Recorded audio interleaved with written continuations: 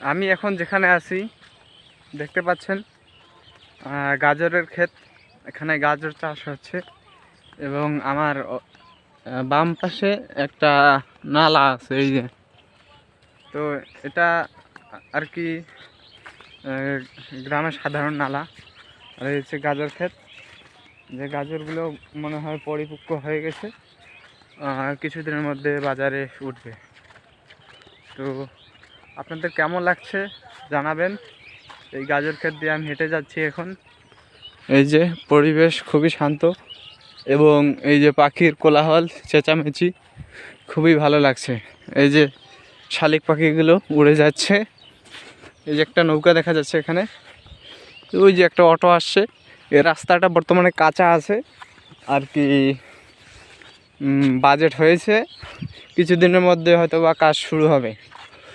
এই সামনে এই নদী আছে, একটা ছোট নদী।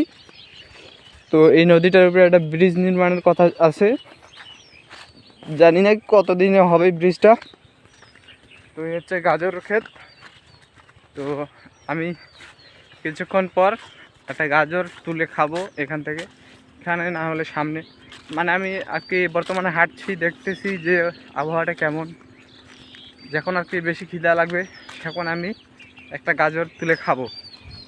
তো তার জন্য আমাকে কোনো দাম দিতে হবে না, কারণ ক্ষেত থেকে এতগুলো গাজরের মধ্যে একটা তুলে খেলে কিছুই হবে না।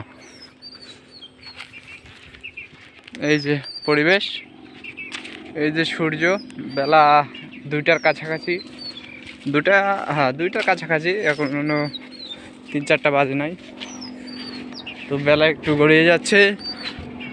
এই হচ্ছে আবহাওয়া।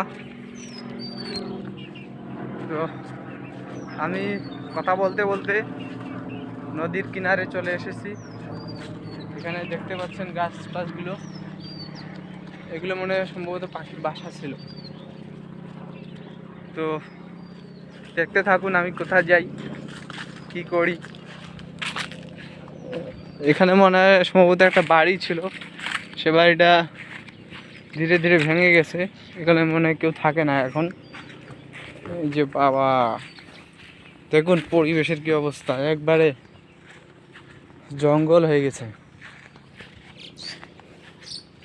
তো কথা বলতে বলতে আমি প্রায় নদীর কাছাকাছি চলে এসেছি। নদীর তীরে একটু যেয়ে বসবো, দেখবো আবহাওয়া কেমন, পরিবেশ কেমন। এই যে নদী, ওই যে মেন সড়ক, ওই যে শেষ সীমানায়, আপনাদের একটু জুম করে দেখাই। ওই যে মেন সড়ক, সামনে অনেক কুয়াশা এবং ধোঁয়া।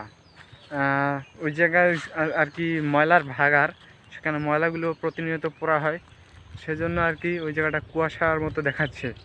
তো আমি আর ওইদিকে যাব না, আমি এদিকে কিছুটা ঘুরবো, ঘুরে ঘুরে আপনাদের দেখাবো।